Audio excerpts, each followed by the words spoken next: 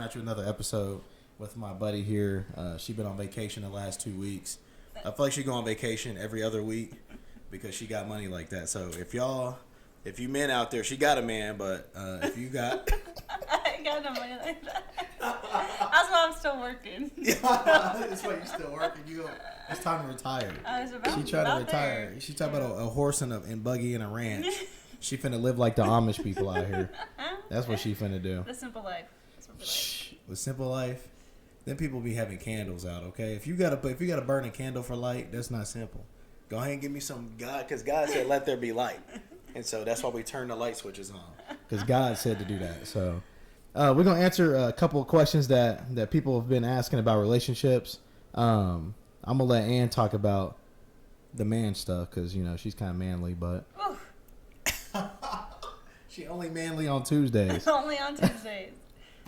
Also, first question is, why are men in our current climate afraid to approach women? Rejection, I think. Man, do you think men scared of rejection? I mean, why not? I think so. Because I think because there's just so many options and outlets out there that I think men are ultimately scared of rejection. I mean, isn't anybody scared of rejection? Yeah, I think women. I mean, for the most part, they don't like to being told no or whatever. I mean, people just don't have that confidence because there's so many filters out there that people present themselves as something that they're not. So they out here catfishing? Yeah, of course. That's where it all originated, catfish. Yeah. So do you think that men are more likely to approach women via social media than in person? Oh yes, 100%. I feel like that's more. But the rejection still. It's still there, but it's like it's not in their face. It's like not person contact, and I mean that's where a lot of people can't communicate well. Is because that's where they lack. I mean, they hide behind a screen or they don't have those interpersonal skills. I agree. With face-to-face conversation. I mean, agree. now you go with a group of people somewhere. How many of them are going to be on their phone? Oh, they all sit the at the entire table time on their phone. Yeah, that's right. Be a date. And you have your phone out, they be texting. Right, like it's just, I don't get it. But yeah, I feel like it's rejection. There's just so many filters, as you must say, out there with people, and social media is a good outlet where people can hide behind, and there's no consequences. But when you get to the reality of it, and on a date in person, especially from somebody that you meet online or any social media outlet, and like, oh shoot, this is what it is. Oh shoot, that's not, you look like this. What? Like, yeah, and you also you get more reach on social media than you do in person, because when you're like one-on-one contacting that person denies you. It's different than when you contact 20 people and you get denied by 10, and then 10 say yeah. So I think that having more outreach, there's more opportunity for a yes when you have more outreach than there is if you're like one-on-one. And I feel like men are on the one-on-one, but I think social media has kind of played a role in that. Oh, yeah. That the change over the last like 2 decades. I mean, back in the 90s, I remember back in the 90s, man, we talk on the phone. You remember the house phone? Your mama picked up the phone. Like, who you talking to? Still had dial-up internet. Like, you use the phone and so we internet had to actually talk to people. We had to actually have conversations, one-on-ones, a lot more one-on-ones. You weren't, and then you didn't have a whole lot of options either. I feel like having more options is not necessarily a good thing. Like, some people think you want to have an abundance of options, but I think that when you have an abundance of options, you also have problems when you actually get into a relationship too. But I think that men are afraid to approach in person because, like you said, I agree that they're afraid of rejection. But I think that when your options are less, then the rejection hurts a little bit more. Like, if you get rejected by 10 females and 5 of them say yeah, then you at least got a yes on the other side. Right. And I feel like social media adds to that when you got all these dang apps and all that stuff where people can swipe or whatever ways that they be swiping and all that crap. Right. And people learn those antisocial mechanisms, like just hiding behind a screen or their phone or whatever, and you don't see people go, I mean, people go on dates, but I mean, they be on phone dates. Shoot. Right. People will text more than they'll talk. Like what? Call somebody on the phone and have a conversation. Like that's not normal. Normal today is I'm going to send a text message to you. Or Snapchat or whatever. Yeah. So they don't even want to figure out. I'm like, no, if your main communication is Snapchat, get out my phone. Yeah, that's true. If your main communication is Snapchat, Instagram, and all that shit, then we know what them apps is used for. We know. No, stay out of it again. Our next question is it's a tough one because I got friends that deal with this. What are some issues you see in relationships with men who have mommy issues? Gulped. What are the issues? Yeah, just I mean, you can just give them a few. You don't have to give them a whole laundry list. I mean, yeah, if you're a woman in a relationship and you have a man that has mommy issues, what are some things that you're gonna probably see that you're gonna have to probably deal with? Oh, they're gonna be a crybaby, like 100%, and they're gonna be needy as hell. Like, and I don't get it. Like, so they're gonna be a crybaby. Damn. So you say soft, S-O-F capital T? They're very soft. Like, they're not soft.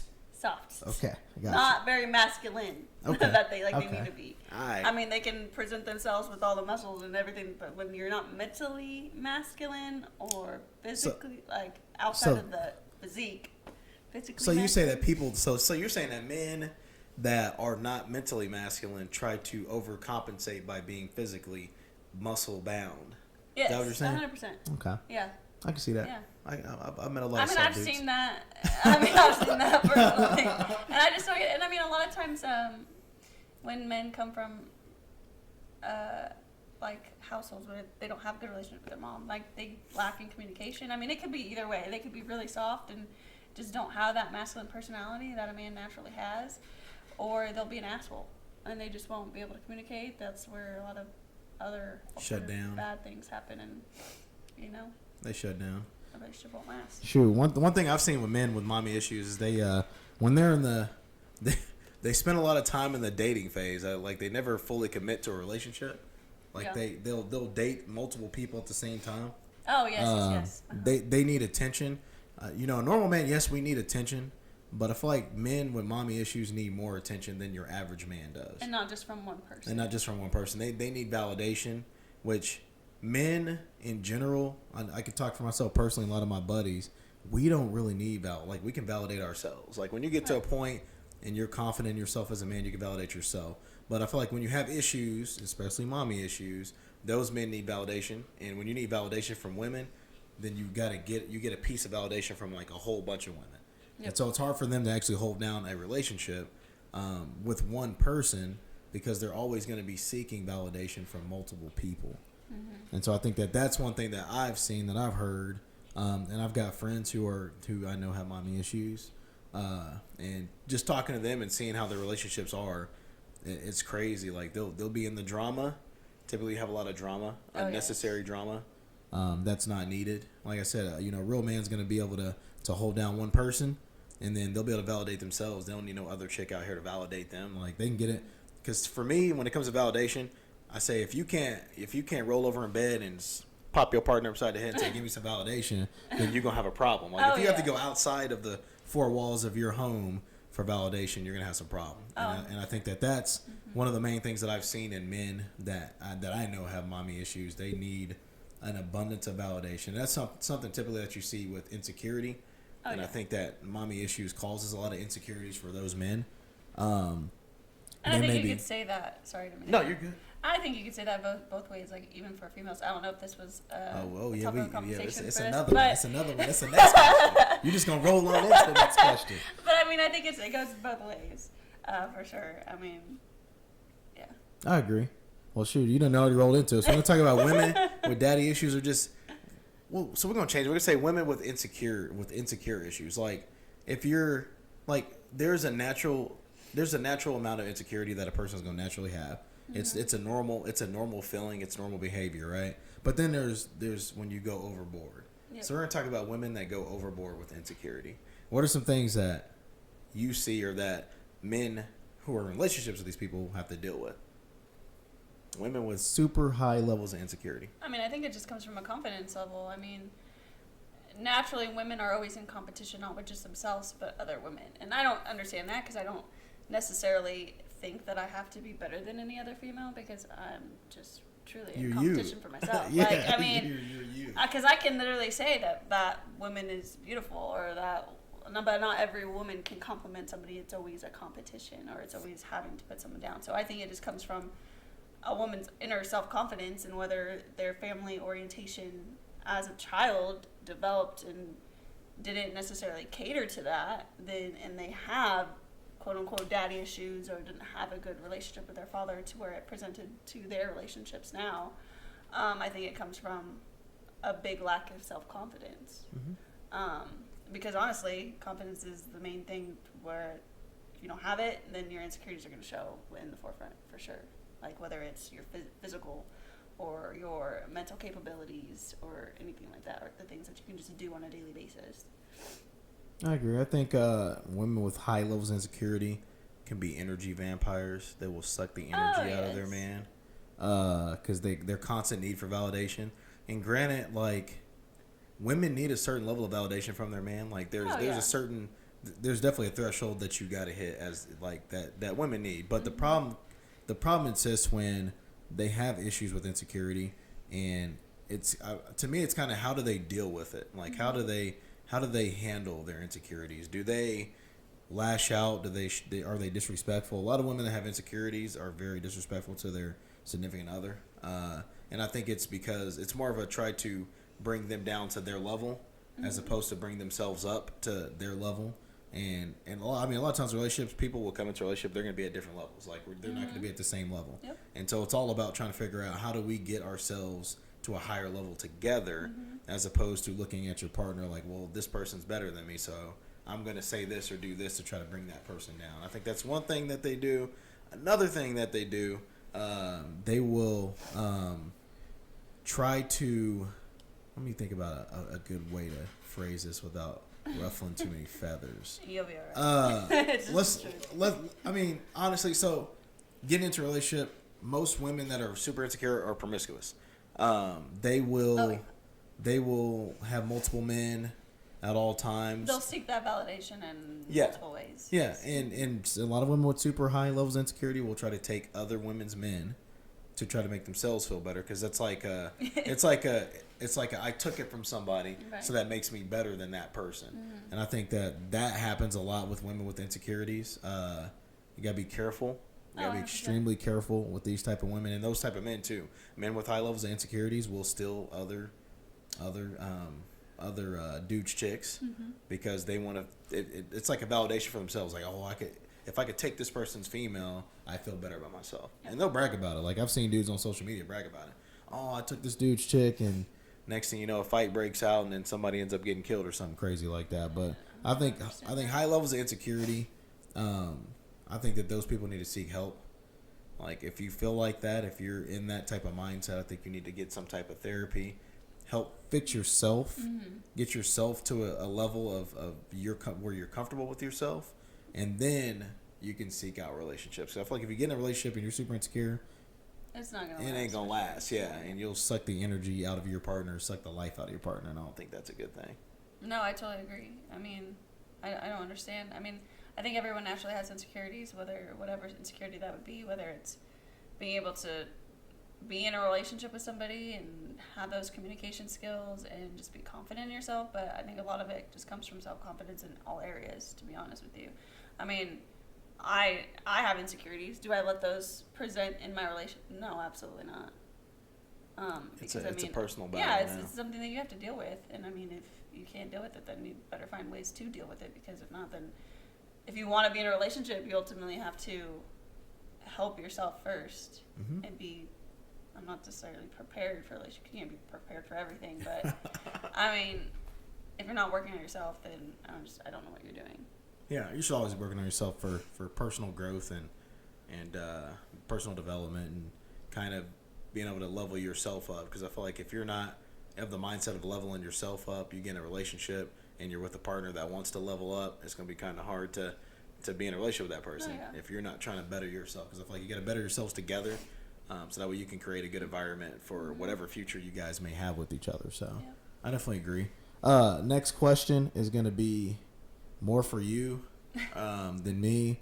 I had some dudes ask, they send me emails, they're like, what are some challenges that men will have in dating a single mama?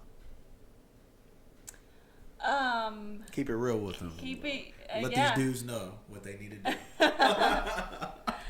I I mean, I just from personal experience. I mean, I hate saying personal experience, but I mean, I've been doing it for so long. So my role is taking a step back, and like we've talked about, being the person to lead in the relationship or the household or whatever it is, because it's so hard to, as a female, doing it for so long, taking a step back and not being the one that's required to do everything, or has it in their mind to want to do everything and doesn't need the help. Yeah. And I think that's like probably your biggest challenge is if you have a very independent, or at least someone that had to be independent and make those moves, that's probably going to be like the hardest challenge, is to get them to just take a step back and relax and lead and do those things that they've always had to do or had to do when you were not present in that element of a relationship with them. Other than that, I mean, that's just the biggest challenge for me. Yeah. I mean, I can't speak for a lot of other people, but just like that, just like for me personally, like I like, because you're used to controlling the environment, controlling right? Everything, like everything. I mean, because I've had my son's a teenager now, so it's just like it's been a while. It's been some years. It's been almost a decade of me being a single parent and just having to do everything under one roof. It's a lot, and doing it for so long, it's like you got in a routine of doing that all the time, and if I don't need you, I'm going to tell you I don't need you. And that's just like, that's probably the biggest thing for me, personally. But would you say that a man going into a situation like that needs to have patience? Oh yes, high level of patience. 100%. Because I think what you're saying is, without saying it, is he's going to have to build trust. You're going to have to be able to trust that he's going to be able to make the right decisions. Because for you to let go of something, you need to know that when you're letting go, as you start to slowly back off, that the person who's filling the role is going to have your best, you're in your kid's best interest at heart. So I think building trust is a key. Oh yeah, to make those right, for sure. Yeah, to make those decisions. I mean, I think that a guy getting into a relationship with the mom who has kids, you're gonna have to understand that the kids are of high importance. They come first, and you're gonna have to kind of come into the relationship like that too. And so I think building a relationship with the kids is vital, is key 100%. In helping the mom trust that you're the type of guy that she wants around her kids. Because you got to be the type of guy that a woman's going to want around her kids anyway, right. if you're going to get into a relationship with them. And I know that there are single moms out there that aren't on your level of mindset. They don't think like you. They'll bring whoever around their kids. But I've known you to be very cautious and careful about whoever you bring into your kid's life, which is good. And I think that that's going to be good for him growing up too. But it's also good for you to have a high standard, because, like I said, there's a lot of people out here that don't have high standards at all. They'll bring 20 men around their kids, and I'm just like, how do you do that? Like, how does that make you comfortable for your kids? I couldn't. Yeah, and I mean, and I've never got the vibe from you, and just being in your life and knowing you, I wish more women thought like you, because I think that it would help with some of the issues that we have with kids out in the communities now. They get so many different characters inside the house.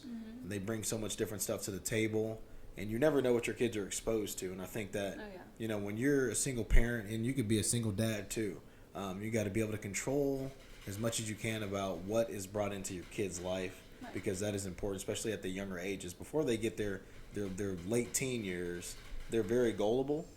And so you bring the wrong person in, and I think that has an effect on the kids and then how they operate outside the home too. Yeah. So I think building trust is key. And I think that women should maintain control until they fully trust that the person that they're bringing in is capable of doing whatever that needs to be done as far as being a dad. Because some men, they don't have no kids, so you don't really know how they're going to be around kids. Right. And so you have to kind of gauge that. Now, you may find somebody that has a kid, so they already know how to be around kids, so they may bring that to the table. But every situation is different. But I applaud you. I've always applauded you. You and Shonda both. Y'all are for real troopers. 100%. Mistakes happen, and they happen. But you know what?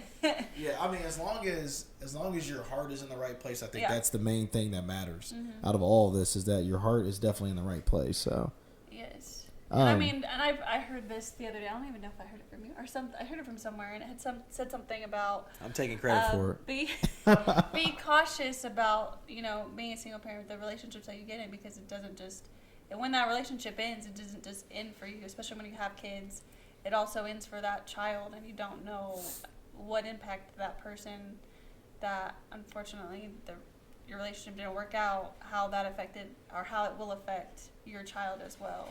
So I mean, I always put Dominic I always put my son, my kid first. Whenever I thought about even bringing someone around, whether they were just a friend or whether they were going to be someone that I was in a relationship with, I was just always cautious about that because it's huge. Yeah. I know that it will affect him regardless, because of course you have to look at all factors. That's not his dad, and look at the relationship that he already has with his dad. Why would I bring just anybody around him and try to present them in that way, or try for them to try to be there for him in that way? I never thought about that. That's a good point. Is that if the relationship ends, hopefully it doesn't, but if it does end, how it affects the kids? Yeah, because that person has built a relationship with the kids too, and so that's important, and that's a good one. That's hopefully a lot of single parents take that to heart out here. And I mean, I always thought that too, but like when someone else truly says that and you really look into it, it's just like it is so true, especially as a young child. That's just their primitive years of learning. And they're building relationships. I mean, they're still trying to learn a relationship. So if they see a negative, or it's something is gonna be altering in that relationship, then it's ultimately gonna affect them some way, somehow. So you just have to be very cautious, or put that in the forefront. I agree. Dang, I never thought about that. I never thought about how it affects if the relationship ends, how it affects the kids, because they built a relationship with that person too. And so the pain you're feeling, your kids probably feel the same pain. Oh, for sure. And that sucks. That's probably a crappy feeling for them. I mean, even like just looking, like being in a relationship, just seeing different orientations with my son about being in a relationship. I've seen a little bit of change. It's not bad, but I mean, I could see behavior changes, which, I mean, it is what it is. I mean, I wouldn't say love, but he really likes my person now. So I mean, that's good. It was ultimate, because I mean, if he didn't, then we would have to have to reevaluate. We have to be like, okay, so what's gonna happen? Knock him over like that. Oh, shoot, can't knock over a rabbit. So I mean, that's good. Yeah, but I mean, so it's been successful so far. So that's good. Good. That was a good question. We went in depth on that one. Next question is gonna be you might ruffle some feathers on this one. Oh, this applies to men and women, by the way. Do promiscuous people actually change?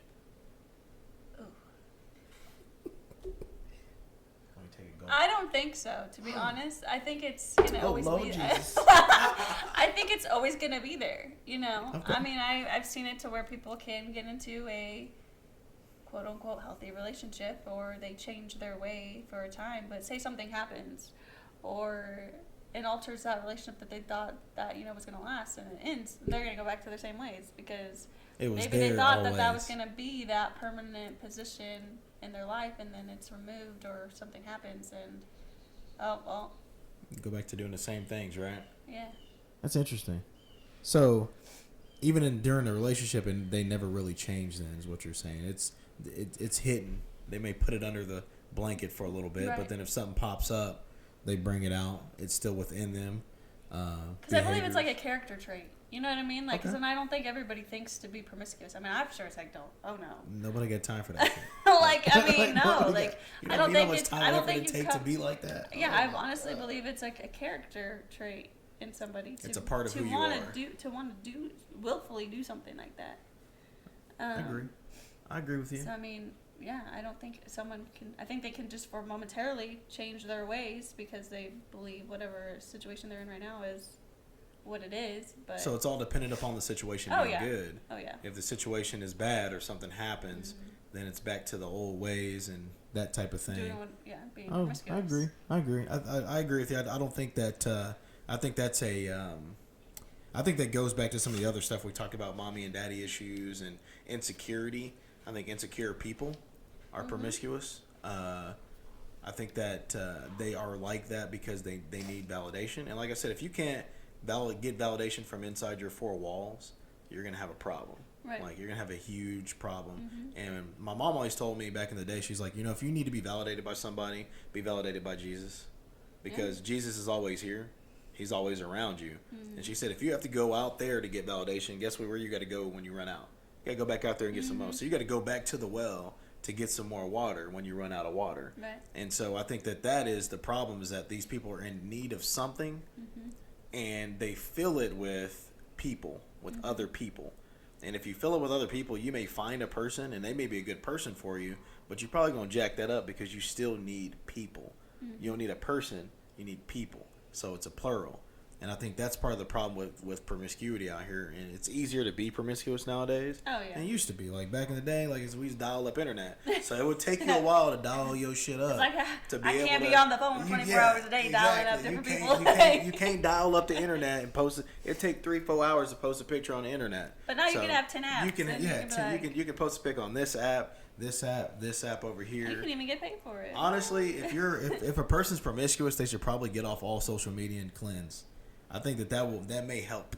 I don't know. That may help. I don't know. She said you're stuck in your ways. Which I agree, because I think that promiscuous people in relationships, when it's going good, it's going great. But when it ain't going good, something pop up, back to the same old thing. Oh, back to the same old I've thing seen again. it, and I don't get it, but I'm not judging. But I'm just saying, like, you do what you do. Keep it over there.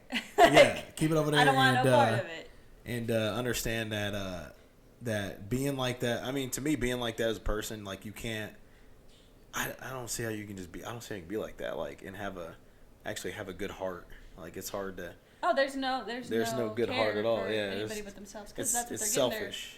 They're getting validation from whatever promiscuity they're doing. You know what I mean? Themselves. Yeah, for themselves.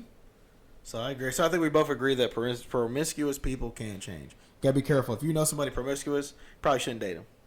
Probably shouldn't date him. That's a huge red flag. Yeah. Red flag up. Oh, he promiscuous. See ya. We want to be ya. Like, and you can generally tell in the beginning of relationships by behavior. I feel like if you meet a guy and he has a lot of chicks around him and he's on social media, he's posting pictures of himself all the time. That's an immediate red flag. That's an immediate red flag. Or for men, if you meet a chick, if you meet a chick and she's posting pictures everywhere and digging the likes, and get this, if a chick has dudes that hit her up for nothing but sex, then you know the type of energy that she's putting out. Right.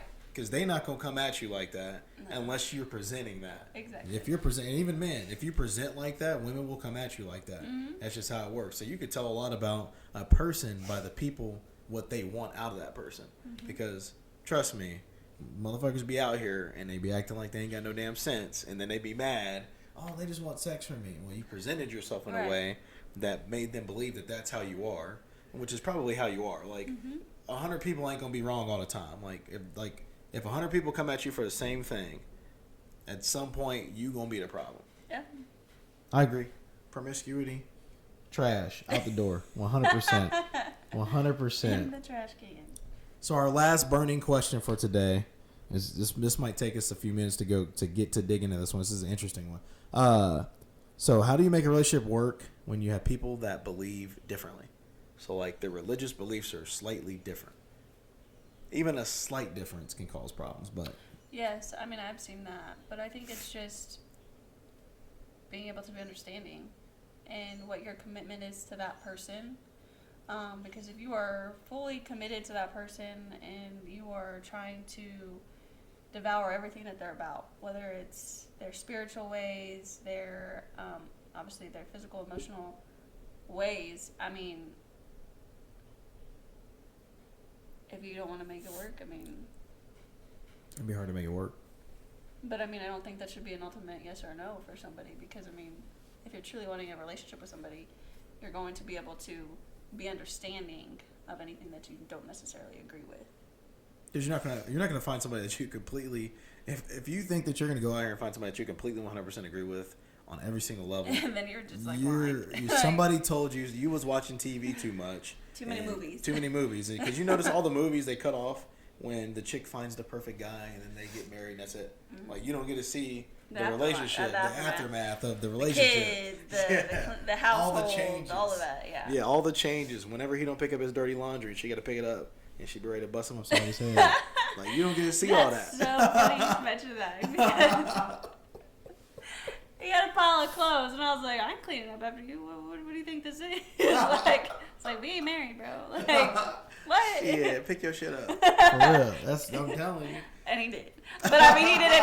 But, like, he was doing it already. But I just hadn't made that, like, slight comment. I was like, I ain't picking up after you. Like, hey, sometimes you got to recalibrate motherfuckers out here, okay? Because people get beside themselves. I was like, I will not be doing girlfriend or wife duties on a girlfriend's salary. I am so sorry. Chill, you can't be doing that $20 an hour paycheck.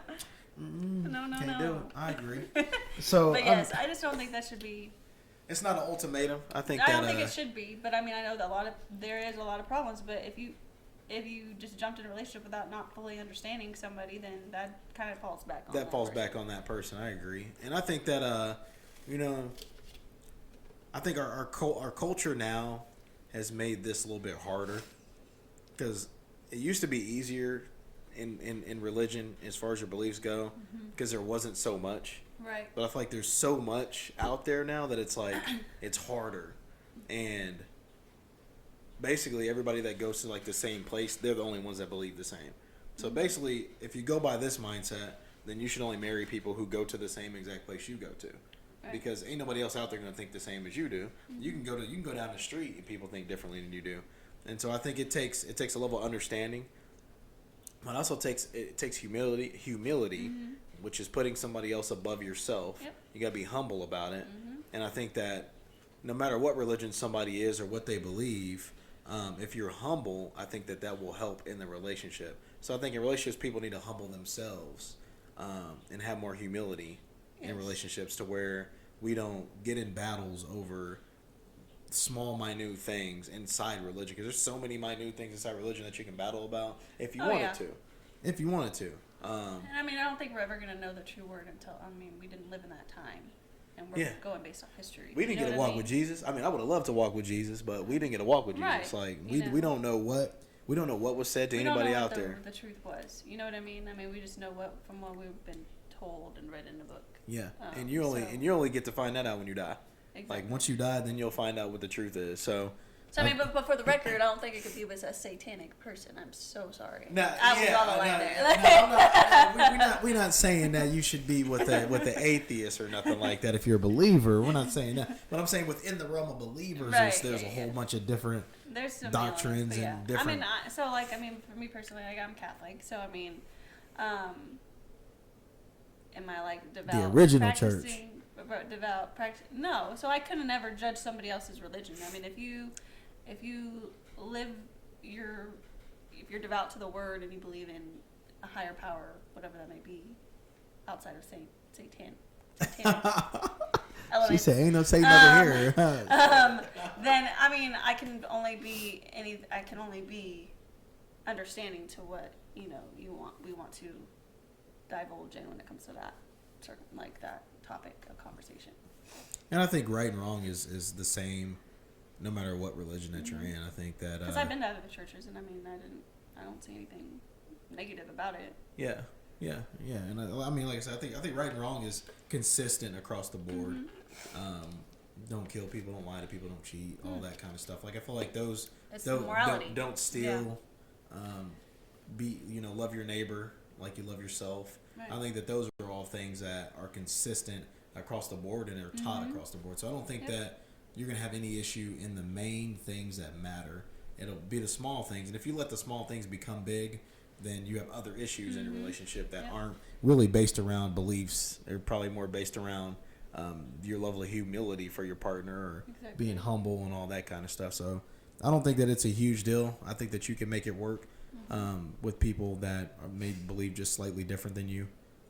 As long as Satan ain't in your household, like right. I mean, if Satan tried to come in and he got to go, do what you do, but keep it over there. Yeah, he got to go. We got to put some holy water up in there. Satan may be in this household because Jesus' picture ain't up yet. So I'm just kidding. Jesus, I know Satan ain't in here. I'm just fucking with you. She about to slap me. She's looking don't be bringing that evil. Don't be bringing that evil over here. Where your back door open so the evil can come in whenever it feels like coming in. Okay. Dang it. We'll be ready. Goodness gracious. I may actually talk about that on my Christian. I do a Christian Dance podcast. I may actually talk about that actually. Interesting. I'll talk about some pretty deep stuff though. I'm gonna talk about generosity. Let me get your thoughts real quick on generosity. On being generous people. Like, what do you think about that? Like what it means to be a generous person? What does it mean to you? Real quick before we get out of here. I want to get your, because I feel like I get your vibe and I've seen you operate. So I think I know what you're going to say, but I want to know if in my brain is correct. So I can say this a couple ways, because I don't think you can be overly generous, but you can. Because ultimately you have to know your limits when it comes to be a generous person. I think a generous person is just an all-around caring person, and they just do what they can by their means, and even so more than their means for other people. But when I say that, I have to kind of take a step back, because you can never shortcut yourself and your well-being to devote yourself to other people. So you got to make sure. I mean, there's a sacrifice there, and yes, you do sacrifice, but you can't. I mean, it's hard to say just because God sacrificed himself for us, but you know what I mean, like. He did. So obviously giving his son up, was huge. But I think when he talks about generosity, I agree that you can't help somebody if you're not helping yourself. Right. I think that you yourself have to be set before you can go help set somebody else right, because you can overdo it. I think because how generous are you to a person? And then they just never change. Like, they never make a move to actually better themselves because you're giving too much. So I agree. I see where you're going. Yeah. And that's where I thought she was going to go. Yeah. Me too, though. But no, and I mean, am I always generous with my words? Probably not. But, for the most part, yes. I mean, that's it with your words, your actions, and just yourself. I mean, it's a lifestyle. I wouldn't say giving, but you do.